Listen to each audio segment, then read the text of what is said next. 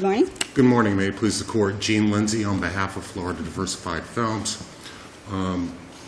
This is an appeal from an order denying trial court fees. The order under review is actually the third time this order has been from the court. The first occasion was in the appeal from the final judgment. We moved for attorney's fees on appeal, and we submitted the order at that time. The court granted appellate fees at that time.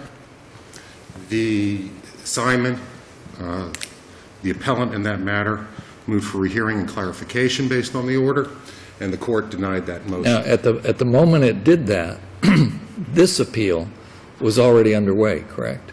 We had filed our notice. In February, and these rehearings or requests for clarification came up in March and April after the notice of appeal was filed.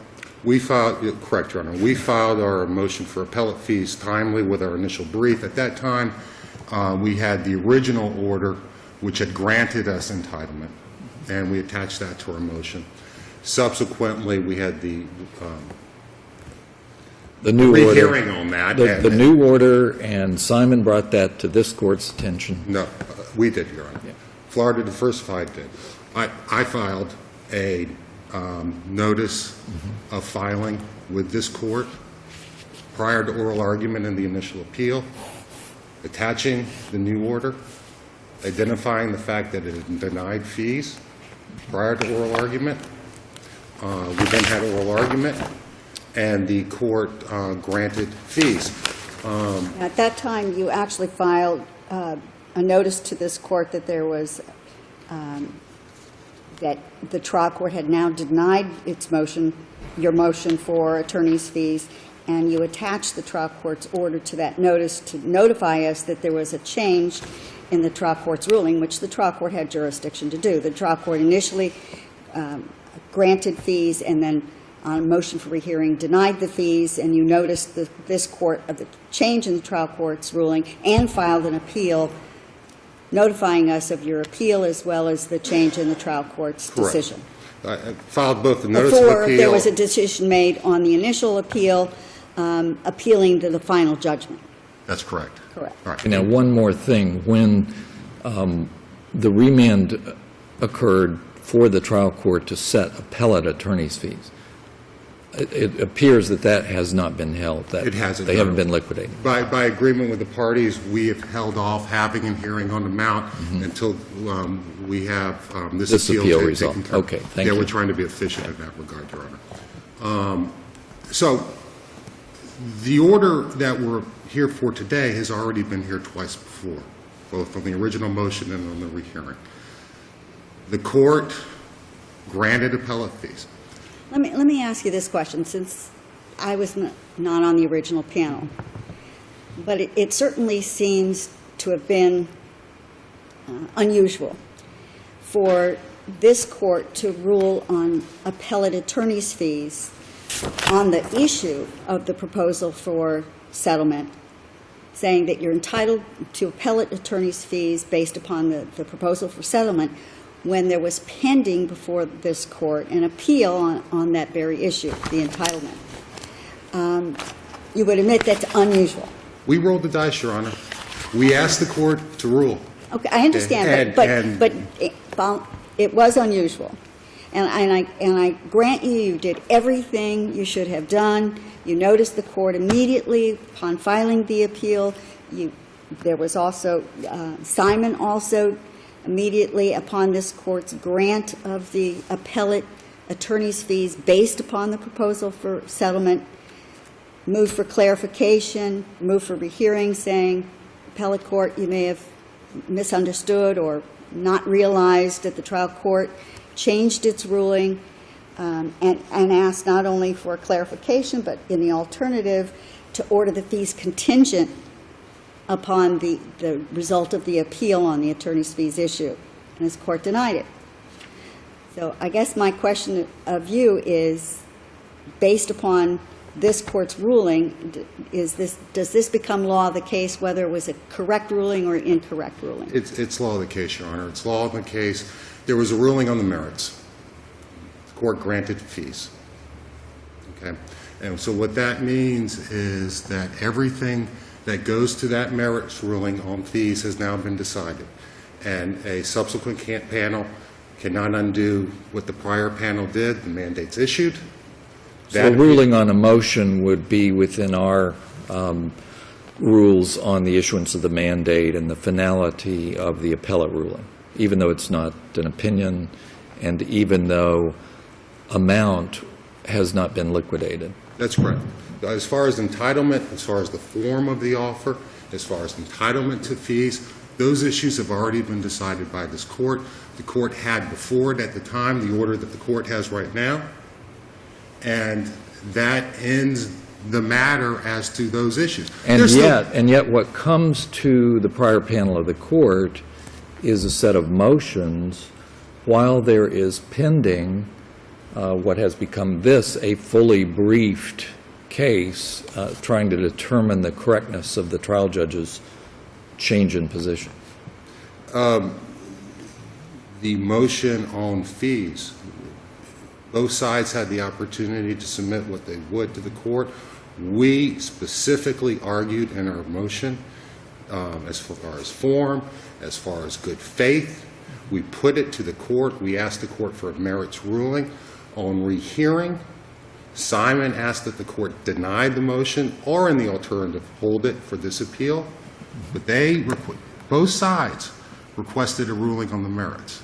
Now, so this makes a great case for what the 11th Circuit U.S. does, which is a docketing statement to identify related matters so that they can be consolidated or and, Your Honor, together. I filed notice. I filed the order immediately, or 10 days after judgment, after it was rendered. I noticed the court in the prior appeal of it and of the notice of appeal. I frankly don't know what more I could have done to bring it to the prior panel's attention than what I did. But your position is it just advanced the litigation and decision on that issue, and the prior panel decided it, and so now our hands are tied. As far as issues of form and entitlement, amount. Not amount. Not amount. No, excuse me. Not I'm sorry. Misspoke. As far as entitlement, as far as form, as far as good faith, those issues have been decided. Now, what's going on here, though? What is happening in this case is that when we get to issues of amount, and when we had this hearing that generated this subsequent order, that was supposed to be a hearing on amount. That was not supposed to be a hearing on entitlement. Right, once this court issued mandate, the trial court was bound by it, whether they thought we erred or not. Well, actually, the sequence is trial court, appeal, appeal. Usually on law of the case, it's appeal, trial court, appeal, okay? Because you bounce it back down, and then you say to the trial court, you're bound by what the appellate court did. Here it's trial court order, appeal, appeal. But law of the case binds not only the trial court, but it also binds the subsequent appellate court when it's at the same level. It wouldn't bind going up, but it binds going across. And so we had a hearing on amount, and the parties agreed on amount. The parties had an agreement of $770,000 for trial court fees. Frankly, our fees were more than that, but we brought it down to reach that agreement with a caveat, and that was that the court could look at this court's prior ruling in Segunda, v. Reed, and determine whether or not no amount should be awarded. Segunda is not on point, but I think Teed and specialty restaurants versus Elliott are on point. I don't think Segura is at all on point. Right. Teed and and Elliott, those are law of the case, straight law of the case cases. And Teed is a offer of judgment case, and there the difference between Teed and our case is you had an intervening decision by the Florida Supreme Court. Right. And there they looked to manifest injustice. Right, and that was the manifest injustice, that you had a subsequent decision by the Because Florida. that's the only exception. Yes, and I think if you look at this court's opinion in Suffolk, it reflects, did the prior appeal reach the merits? And here it had to, because it was granted. That is... It was granted on that ground. Yeah, the appellate fees were granted. Therefore, you reach the merits of, are we entitled to fees, by definition.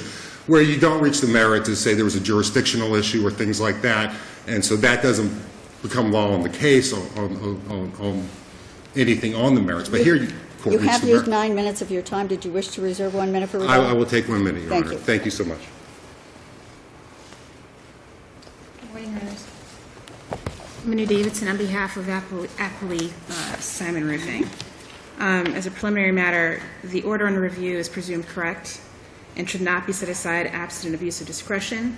We're not looking at abuse of discretion. We're looking at whether or not this was law of the case to which the trial court was bound to follow.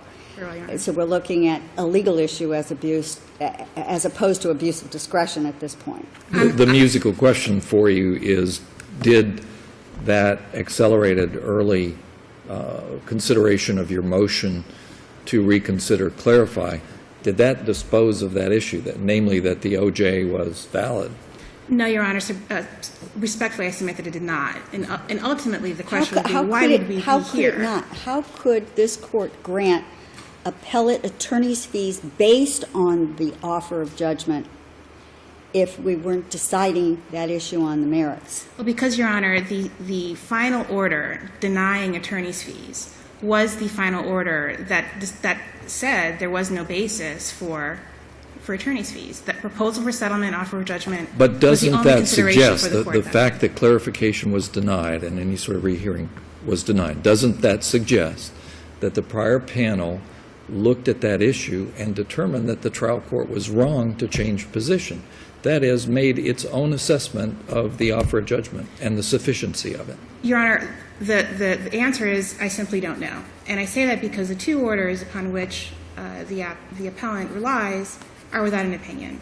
It doesn't provide any explanation as to what the court did or didn't do, what moved the court to rule on that issue. We can't divine from either order that the issue concerned that we're out here on today, good faith, reasonableness, was actually decided by the court. It certainly puts the cart before the horse. The It does question is whether or not we can find that that's manifest injustice in that you didn't have an opportunity to fully brief and argue the issue before the court, Correct. as I see it. Correct. I mean, in manifest injustice, it certainly is. If the court is inclined to rule that it was law of the case, then the whole issue of whether the appellee should be held accountable for attorney's fees when it's admitted that the attorney's fees should not have been there should not have been an entitlement to attorney's fees. Again, so like you suggest, places the cart before the horse and really just strips us of any ability. Procedurally, and I don't know the posture of the two appeals, but why were the two appeals not consolidated to avoid that happening? Your Honor, I'm not familiar with that decision. It could very well have been because at the time that Judge Platzer entered that second order, it was already probably just before the oral argument in the first appeal was initiated. But I'm speculating. I really don't know why it was not consolidated. Yeah, it looks like February 2012 was when the appeal, that order was appealed, and then this court affirmed on March 7th. So Exactly, almost about a year to the day. Yeah, pretty close in time. So at that point, Your Honor, when Judge Platzer entered the final order, the order which is currently under review, there was no basis for attorney's fees. And again, we don't know what the court was thinking when it granted attorney's fees and denied reconsideration. I submit that those two orders, the March 9 and March 12th order, or the 27th order, and issued by the court, don't provide a basis for there to be a determination that this is a law of the case issue. Thank you very much. Thank you. Very briefly, Your Honors. Silva from this court, Crouch, I believe it's first DCA, Elliott, second DCA, Teed, second DCA, Suffolk from this court, Salta from this court. All law of the case decisions, all appellate fees, all then deciding the issue for fees. None with an appeal on the merits pending on, on another order. No, because they typically arise in the other situation, appeal, trial, appeal, Yeah, not yeah. trial, appeal, appeal. Yeah, that's what's unique about this little puzzler. Yeah, that is, that sequence does not usually arise, but because, as I said when I spoke a few minutes ago, law of the case not only works down, it works sideways, it applies the same way. And so the question that was asked, fully briefed, is that a basis for manifest injustice? It's not. The decisions such as, for instance, Suffolk, for instance, Silva, Elliott, I think it's Silva and Elliott, you have no objections even by the party that lost the fee motion. And it doesn't matter because you have a determination on the merits.